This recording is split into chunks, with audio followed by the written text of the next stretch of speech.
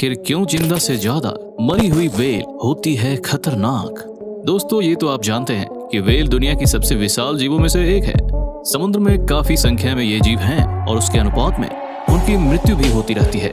लेकिन कई बार आपने देखा होगा कि मरे हुए वेल मछली की बॉडी तैरती हुई समुद्र के किनारे आ जाती है और उसे देखने के लिए कई लोग पहुंच जाते हैं। लेकिन क्या आप जानते हैं कि वेल मछली का मृत शरीर कई इंसानों के मौत की वजह बन सकती है। जी हाँ, वेल का मृत शरीर भी काफी खतरनाक होता है और यह एक बम विस्फोट की तरह कई लोगों के लिए मुश्किल का कारण बन सकता है। ऐसे में जानते हैं कि आखिर वेल के मरने के बाद ऐसा क्या हो जाता है कि उसकी बॉडी खतरनाक हो जाती है और क्यों इस बॉडी से दूर रहना चाहिए। दरअसल हर साल हजारों वेल मछलियां मरती हैं और उनमें से कुछ समुद्र के तट तक बहकर आ जाती है। इसके बाद वेल की बॉडी से दिक्कत ये होती है कि यह विस्फोट हो जाती है, यानी इनमें विस्फोट होने की वजह से ये फट जाती है, जिसकी वजह से वेल को मरने के बाद खतरनाक माना जाता है।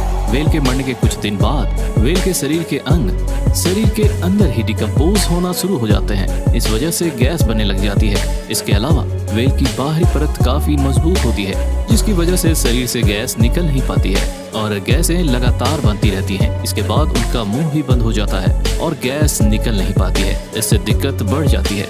इसलिए हमेशा वेल की बॉडी में कट कर देते हैं ताकि गैस निकलती रहे।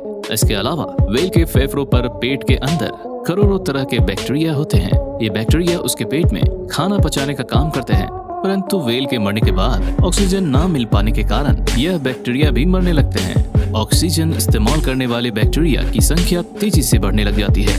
यह बैक्टीरिया वेल के शरीर के अंदर मौजूद चर्बी, कार्बोहाइड्रेट, प्रोटीन खाने लगते हैं, जिसकी वजह से वेल के शरीर के अंदर के सारे अंग नष्ट होने लग जाते हैं।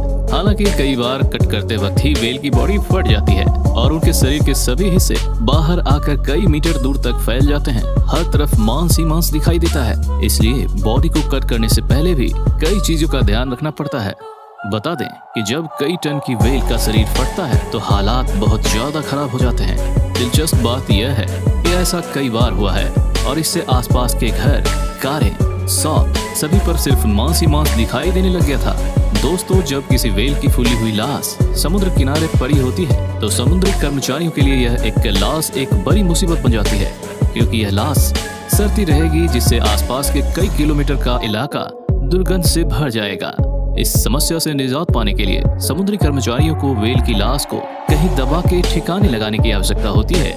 लेकिन समस्या यह है कि 1.5 लाख किलो भारी जीव को भला कैसे हटाया जाए।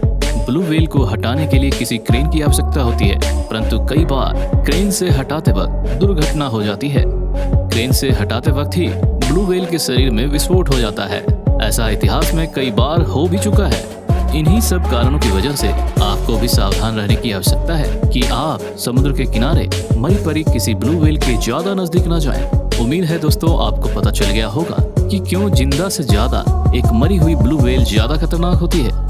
वीडियो अंत तक देखने के लिए धन्यवाद और अगर आपने हमारे चैनल को अभी तक सब्सक्राइब नहीं किया तो अभी कर लीजिए।